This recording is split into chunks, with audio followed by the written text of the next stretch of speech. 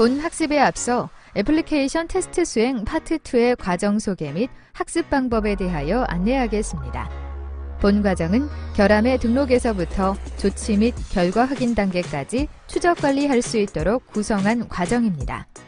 그리고 본 과정은 프로그래밍 언어 활용, 화면 구현 및 응용, 소프트웨어 기초 기술 활용 능력 보유자와 민간 및 공공직업훈련기관 교사, 특성화 마이스터고 교사, 폴리텍 대학 교원, 재직자와 실업자, 직업능력개발 훈련 교사 등을 위한 과정으로 개발되었습니다. 본 과정의 학습 목적과 학습 목표입니다. 각각의 내용을 확인해 보세요.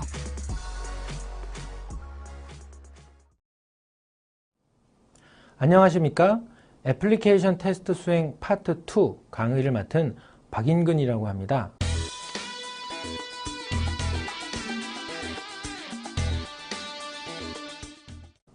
본 과정은 애플리케이션 테스트 수행의 기본 지식과 프로그래밍 언어의 기초 지식을 바탕으로 하여 애플리케이션 테스트 수행에서 발견된 결함을 유형별로 기록하고 그 결함의 원인과 개선 방안을 도출하는 방법을 학습할 수 있습니다. 특히 결함의 등록에서부터 조치 및 결과 확인 단계까지 실무적으로 추적 관리할 수 있도록 하였으며 테스트 자동화 도구의 사용에 대한 안내를 통해서 관리의 편리성도 향상시킬 수 있도록 구성하였습니다. 그럼 이 강의가 여러분의 실제 애플리케이션 테스트 수행에 많은 도움이 되길 바랍니다. 감사합니다.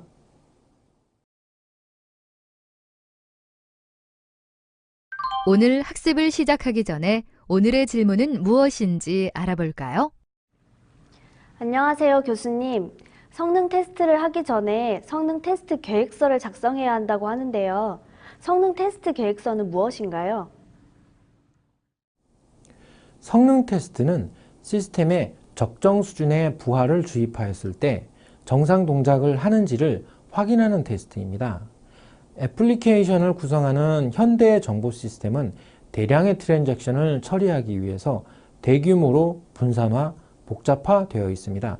특히 IoT 시스템, 빅데이터 시스템, 클라우드 시스템 등은 대량의 데이터를 처리하기 때문에 사전에 성능 테스트를 수행하는 것이 필수입니다.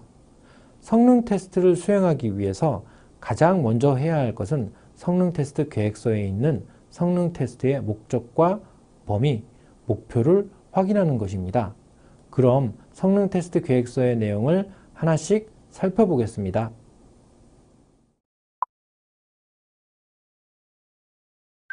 이번 시간의 학습 목표와 학습 내용을 알아보겠습니다. 이번 시간의 학습을 마치고 나면 애플리케이션 성능 테스트 계획서를 보고 성능 테스트의 목적과 범위를 확인할 수 있으며 애플리케이션 성능 테스트의 목표 및 유형을 설명할 수 있습니다. 그리고 애플리케이션 성능 테스트의 시나리오 및 데이터와 환경을 파악할 수 있습니다. 학습 내용을 확인하셨다면 본 학습을 시작해 보도록 하겠습니다.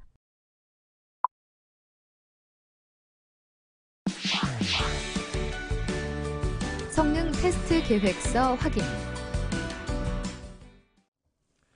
자, 이번 시간에는 성능 테스트에 대해서 알아보겠습니다. 자, 우리가 기능 테스트와 같이 성능 테스트도 애플리케이션 테스트 수행 관점에서 굉장히 중요한 과목입니다. 그래서 성능 테스트를 먼저 수행하기 위해서는 성능 테스트의 목적과 목표, 그리고 범위, 시스템까지 확인을 해야 됩니다. 그래야지만 성능 테스트를 어떻게 하고 성능 테스트의 대상이 뭐고 이런 것들을 확인할 수가 있는 것이죠. 자, 그래서 성능 테스트 계획서를 확인을 해야 되는데 먼저 성능 테스트 계획서에는 성능 테스트의 목적과 목표, 범위, 그리고 유형 이런 것들이 나옵니다. 그래서 성능 테스트 수행하시는 수행자분들은 반드시 먼저 성능 테스트 계획서를 확인하셔야 됩니다. 자, 먼저 성능 테스트의 목적은 왜 성능 테스트를 수행하는지 그 목적과 범위를 명확하게 이해해야 제대로 된 성능 테스트를 수행할 수 있습니다. 그래서 성능 테스트를 그냥 하라고 해서 그냥 그 로드러너나 이런 오픈소스 툴을 이용을 해서 하게 되면 아무 의미가 없게 되는 거죠. 왜 이 성능 테스트를 해야 되는지, 어떤 업무를 성능 테스트를 하는지를, 그 목적과 범위를 명확하게 이해하는 것이 중요합니다. 다음에 성능 테스트 수행 목적은 애플리케이션 성능 테스트 계획서에서 확인을 합니다. 그래서 성능 테스트 계획서를 한번 보겠습니다. 자, 그 다음에 성능 테스트 목적은 보통 시스템이 주어진 업무량, 응답 시간, 시스템 사용률 등의 성능 목표를 달성하는지를 검증하는 것이 성능 테스트의 목적입니다. 여기서 얘기한 업무량은 뒤에 나오겠지만 뭐 초당 몇 건의 업무가 들어오고 어떤 업무를 처리해야 되고 뭐 이런 업무량을 말하는 것이죠.